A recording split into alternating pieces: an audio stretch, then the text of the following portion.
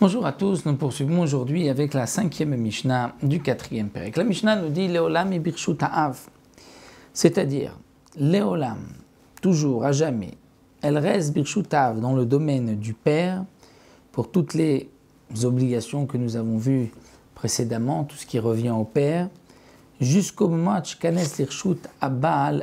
jusqu'au moment où elle rentre dans le domaine du mari, où elle se marie avec lui, donc où elle va se sous la choupa. C'est-à-dire que nous explique le Barthénois, le Tana de la Mishnah vient nous dire plus encore.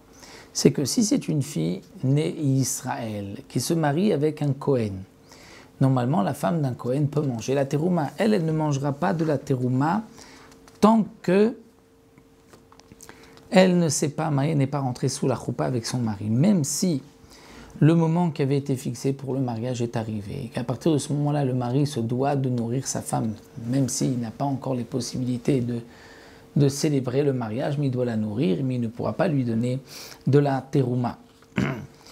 Donc ici, le Tana de la Mishnah nous dit, elle reste dans le domaine du père, c'est-à-dire que le père recevra ses kiddushin, etc., son travail, comme nous l'avons vu, et en plus, elle ne pourra pas manger de terouma si elle se marie avec un Kohen, tant qu'elle n'est pas rentrée sous la choupa avec le Kohen. Masarav lishluché abal.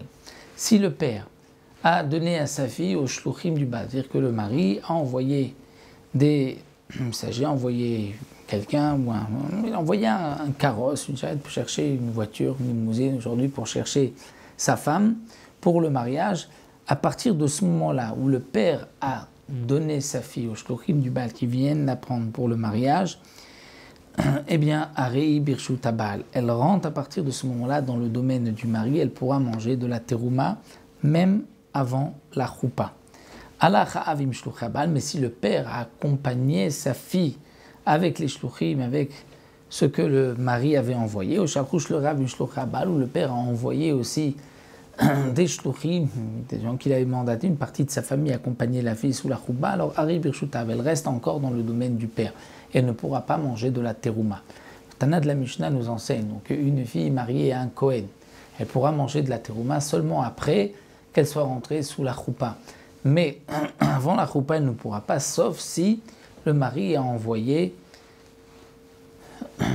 quelqu'un, plusieurs personnes, chercher sa kala, sa femme.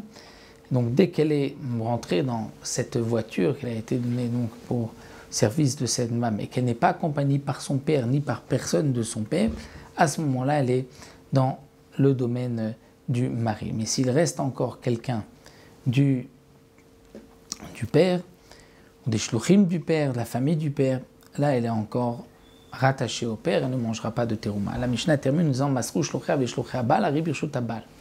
Si le mariage devait se faire dans une autre ville, on va dire que le père ne pouvait pas assister, donc il a envoyé une voiture, un avion, une charrette, un carrosse à l'époque, avec sa fille, avec des hommes à lui qui l'ont accompagné jusqu'à tel endroit, et à tel endroit ce sont des hommes envoyés par le mari, futur mari, qui l'ont accueilli, qui l'ont prise dans leur carrosse, dans leur charrette. À partir de ce moment-là, elle est dans le domaine du mari, lorsqu'il y a eu cette transmission, lorsqu'elle termine avec ce qui est relié avec son père, et elle pourra manger de la terouma.